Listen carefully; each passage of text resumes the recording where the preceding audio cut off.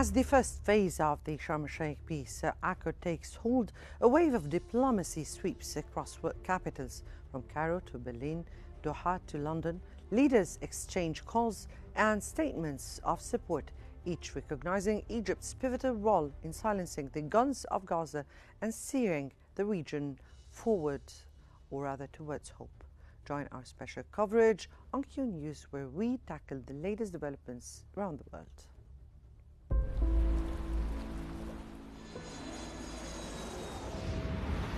الآن في شرم الشيخ بتجرى مفاوضات لإنهاء الحرب. I may go there sometime toward the end of the week, maybe on Sunday. لازم أسجل بتقدير واحترام شديد للرئيس الأمريكي ترامب على إرادته الحقيقية في إنهاء الحرب خلال جولة المفاوضات الحالية.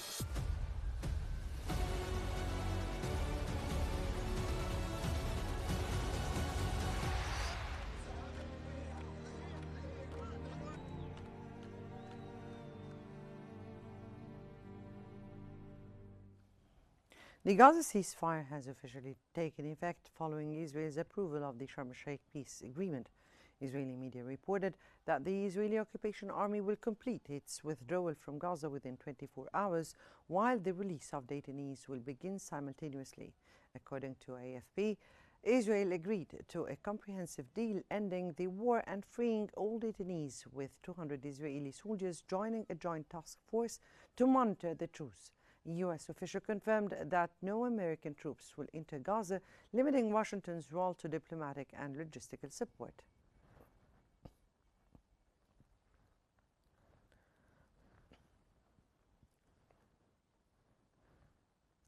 Israeli military source told Israeli media that Israeli occupation forces have begun withdrawing from Gaza City and Al-Shati camp under the ceasefire agreement. Troops are redeploying towards the agreed yellow line, maintaining select control points for security. The withdrawal, described as sensitive and complex, is accompanied by strict safety measures and airstrikes on Gaza's outskirts. The Israeli occupation army cited suspicious movement for opening fire during the pullback. Reports said an Israeli strike on Gaza's Sabra neighborhood killed 2 people, with over 70 missing under the rubble. Israeli media has revealed new details of the Gaza ceasefire annex, confirming the daily entry of 608 trucks carrying food, medicine, fuel, and shelter supplies via UN and private coordination.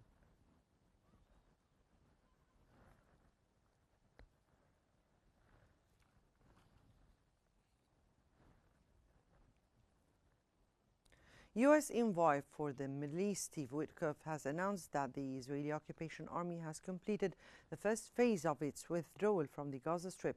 He confirmed that a 72-hour timeline has now begun for the release of detainees from Gaza, marking a crucial step in the implementation of the Sharm el-Sheikh peace agreement. Witkoff emphasized that both sides are expected to adhere strictly to the agreed framework to ensure the deal's smooth execution.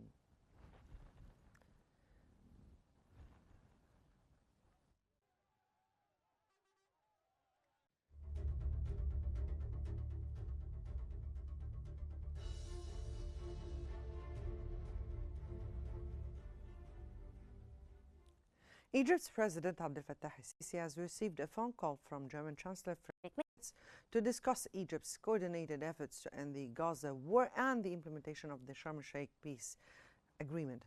Based on U.S. President Donald Trump's plan, President Sisi stressed the importance of preserving the Palestinian Authority's role in preparing for statehood. He invited Merz to attend Egypt's upcoming celebration marking the agreement. The German Chancellor praised Egypt's vital mediation and voiced support for reconstruction and stronger bilateral cooperation.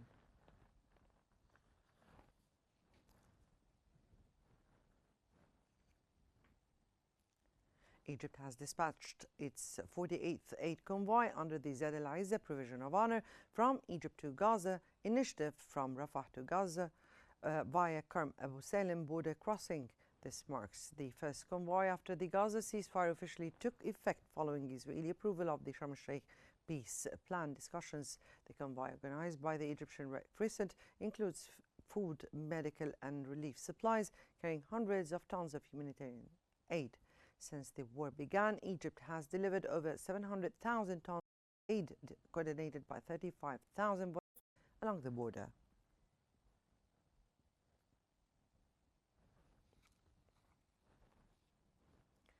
Streets across Gaza have witnessed powerful scenes today as Palestinians raised pictures of Egyptian President Abdel Fattah al-Sisi and Egyptian flags expressing gratitude for Cairo's decisive role in brokering the Gaza ceasefire and halting Israeli attacks. That comes as Egyptian flags adorned vehicles as aid convoys flowed from Egypt into the Gaza Strip. Participants said the gesture reflects appreciation for Egypt's pivotal political and humanitarian efforts, from leading mediation to opening the Rafah crossing for continuous relief deliveries.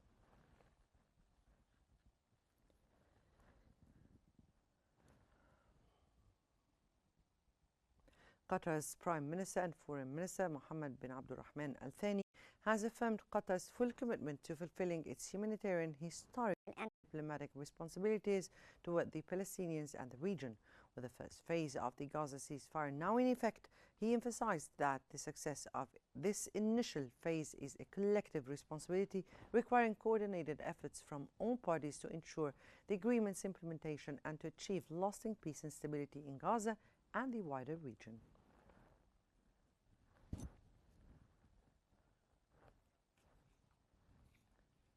The United Kingdom, France and Germany have issued a joint statement welcoming the Sharm el-Sheikh ceasefire agreement and the planned release of detainees. They praised the mediation efforts of Egypt, Qatar and Turkey in reaching the accord. The three nations also reaffirmed their commitment to providing essential humanitarian aid through UN agencies, emphasizing the importance of coordinated international support to alleviate the suffering of the Palestinian people and ensure the effective delivery of relief supplies to Gaza.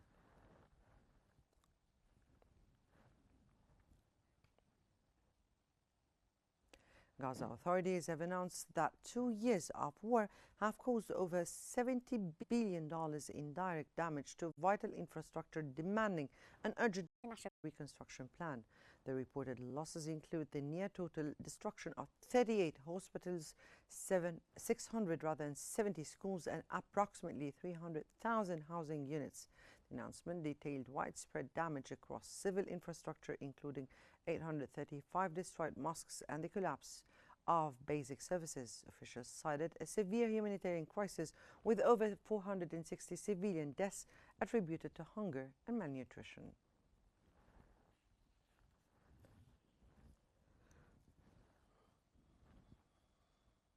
For further analysis, we're joined from Cairo by the international relations expert, Dr. Mohammed Al-Tamawi. Dr. Mohammed, welcome to Qnews, and let me here start by asking, how do you view the Israeli cabinet's decision to approve the ceasefire agreement in Gaza? My greetings to you and to your viewers. Of course, the decision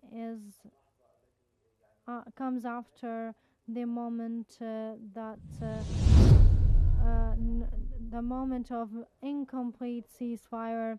This is a waiting moment for hostages and detainees, and the most important political and humanitarian file in Israel, which a support of all audience to any negotiations leading to hostages and detainees release. So Sharm el-Sheikh's agreement is viewed inside Israel as an opportunity to achieve this to this goal, which had a great support even with those who opposes any deals, including surrenders.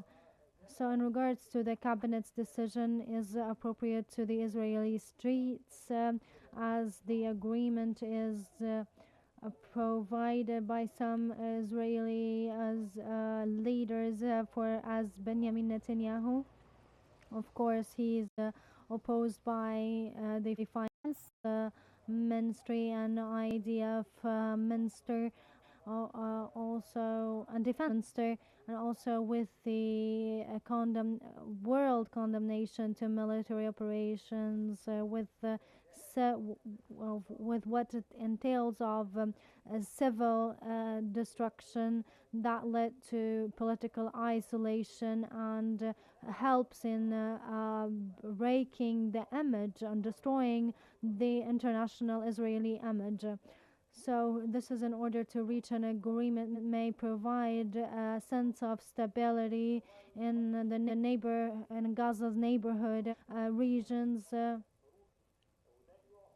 which gives a greater opportunity to the army to redeploy their forces and relieve the pressure for open fire, and also gives an opportunity for the troops to regain their power and re-qualify the soldiers' mental health after many of them fled of joining the army inside Israel. Now, so what do you have towards Ben Gvir and Smotrich refusal to vote in favor of the ceasefire agreement in the Gaza Strip?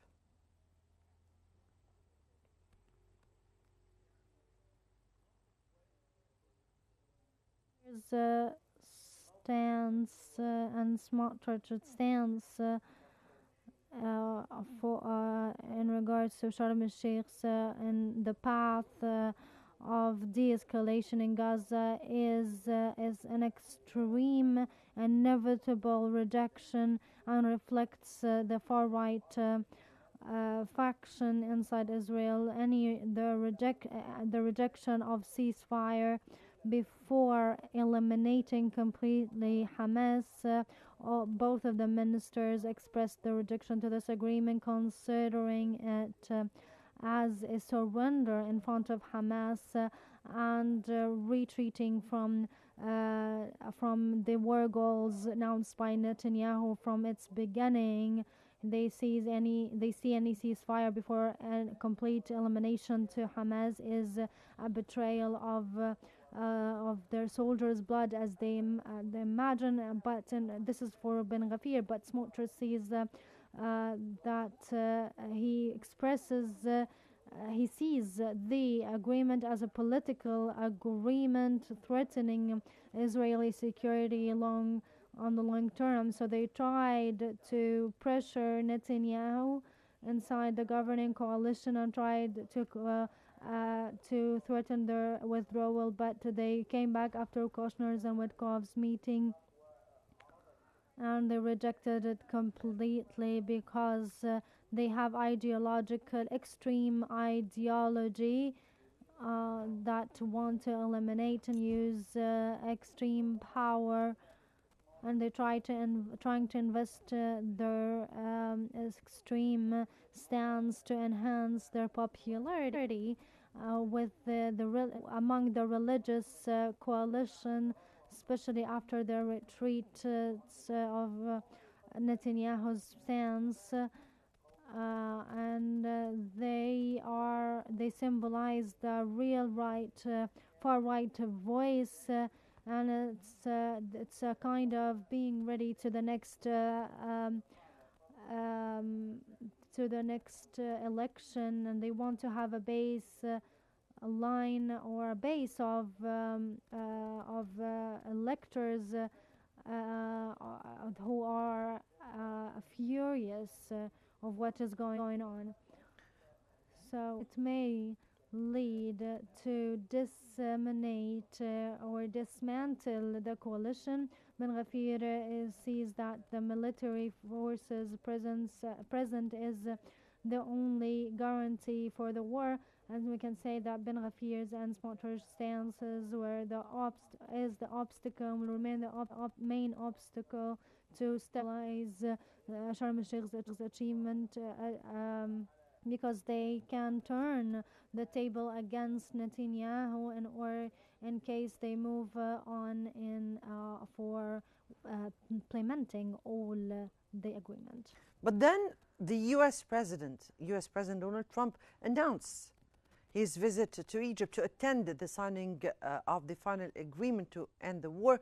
So what does this really reveal? And from your point of view, doesn't this give an affirmed or affirm the U.S. position towards this agreement?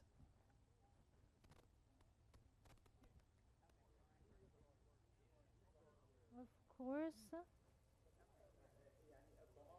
the main guarantee for U.S. For Gaza and Gaza's agreement lies in Donald Trump, as he is the initiator and the engineer of its political and security details, and he is the one who adopted the agreement from its beginning and was keen on implementing it under his direct supervision. He's not a typical mediator or sponsor, but he is the most one keen on success on making this agreement successful, because it will be registered immediately in his reign or history. So it's his real test for his imposing peace on in the region that was known with its complicity and interconnectivity of interests. So he is putting his diplomatic and political weight in order to achieve his plan. He is he tries to prove his the success of this plan makes him keen on following up the agreement step by step. But from the other side, the parties concerned in the agreement know that Trump will not allow the failure of his own plan, because it's an opportunity to enhance his leverage inside Middle East, and redrawing his leverages in the Middle East. So his guarantee is a deterring to any party trying to avoid their compliance. Right. Let me just take this breaking news, and we have some breaking news right now where, according to Axios, U.S. officials revealed that U.S. President Donald Trump plans to host a global summit on Gaza during his upcoming visit to Egypt next week. The high-level meeting is expected to bring together representatives from Germany, France, the United Kingdom, Italy, Qatar, the United Arab Emirates, Jordan, Turkey, Saudi Arabia, Pakistan, and Indonesia in a bid to consolidate international support for the Sharm el-Sheikh Peace Accord and coordinate post-war reconstruction efforts. Getting back to you, Mr. Tamawi, let me here take your comment on this breaking news right now.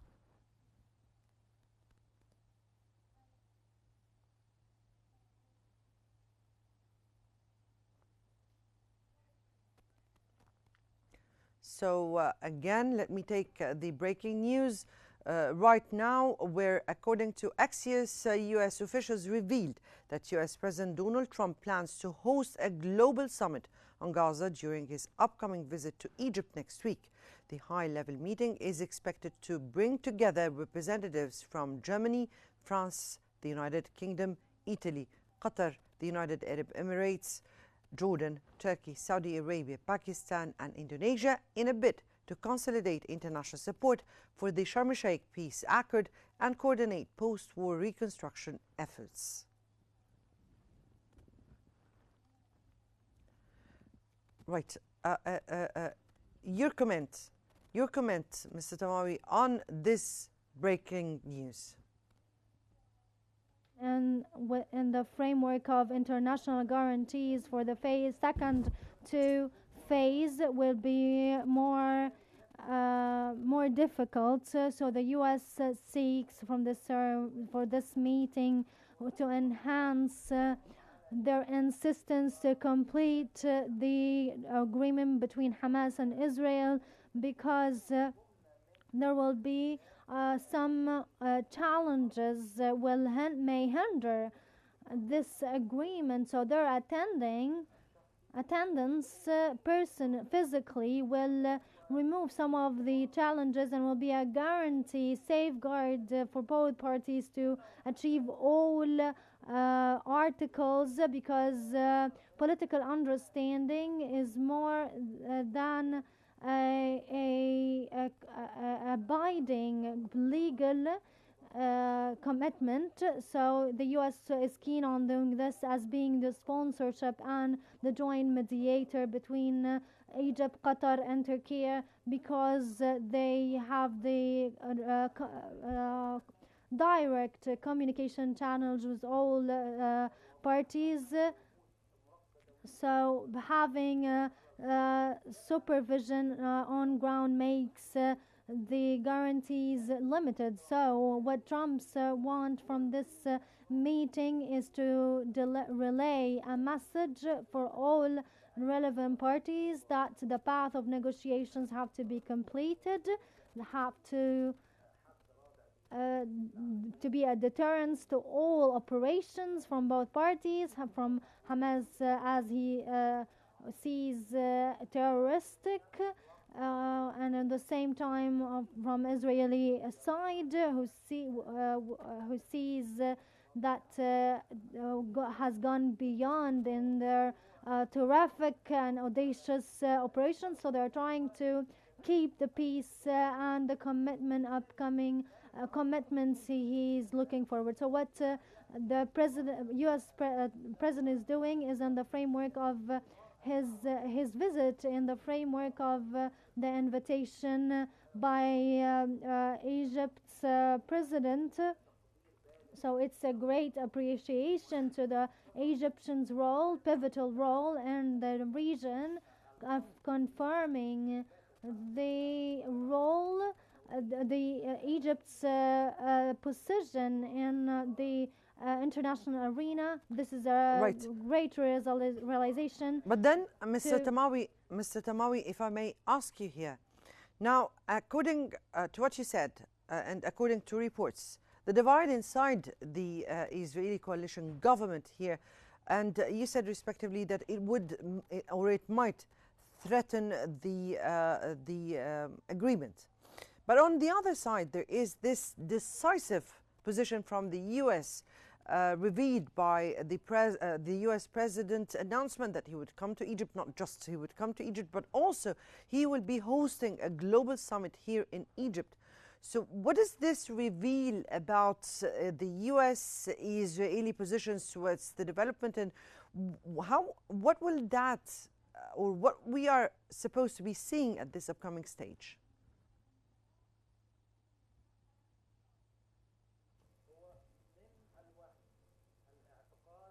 It will be delusional if we think Israel, especially its leaders and far-right leaders, will easily approve to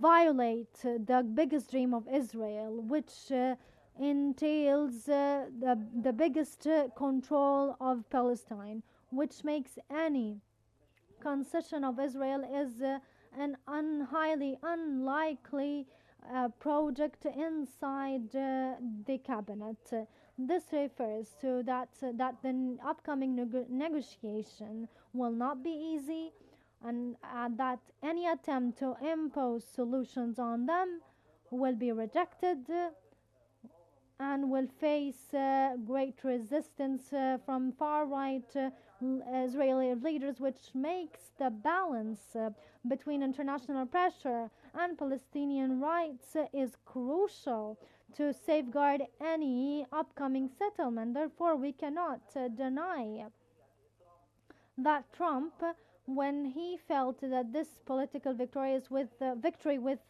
Hamas approval, we cannot forget that that Trump supports Israel. But when he says that we released our hostages, he speaks by the name of Israel as if he's talking about American citizen. He is seeing Israel as part of American territories. So we cannot avoid or look the other way to his historic stances and support to Israel, meaning that any understanding upcoming understanding and negotiations will be suspicious, will be suspected. So therefore, Hamas really read the stance and tried to provide a full report saying that they are not the obstacle to peace, and had a dynamic role and stance to save their people. Therefore, we cannot deny that the Israeli aspirations will be a sensitive theme, needs And that is, yes, that is the question. That is the question. Now, there is an international will that is led by the US will to end such an aggression. And there is the Israeli dreams and aspirations for their dream. And would that put the international will at large at odds with the Israeli will? What will that reveal, or what will that do?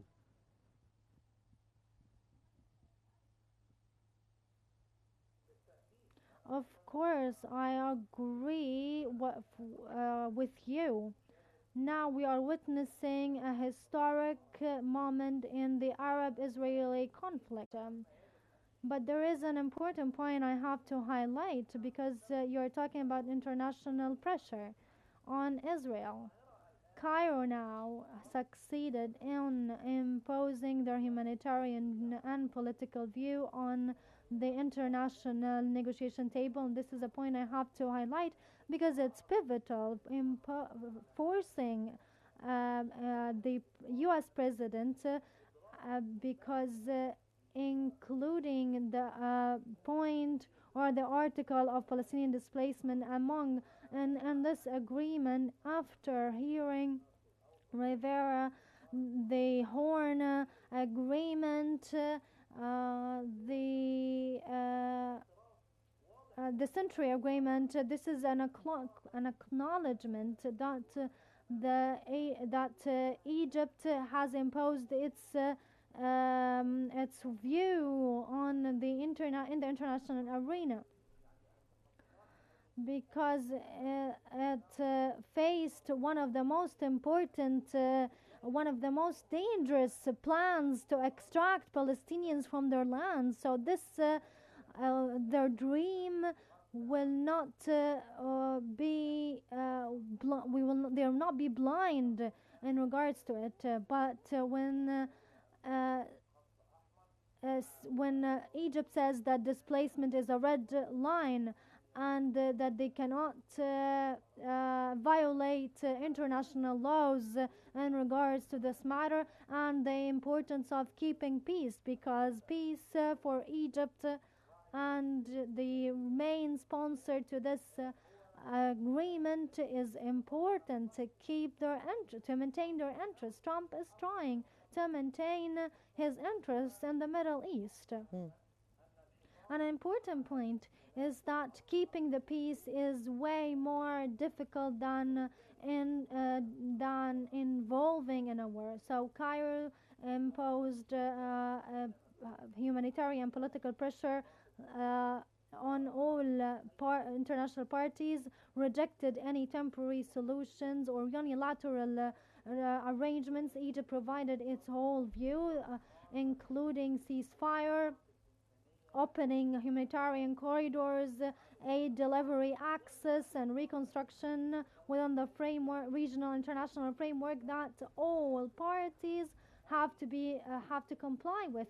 This format that was proposed directly by Trump, Egypt, through which managed to deliver this proposal. Therefore, what is happening in this agreement from not disallowing or stopping the displacement means that Egypt has the sound voice, the power voice, maintaining its historic stances.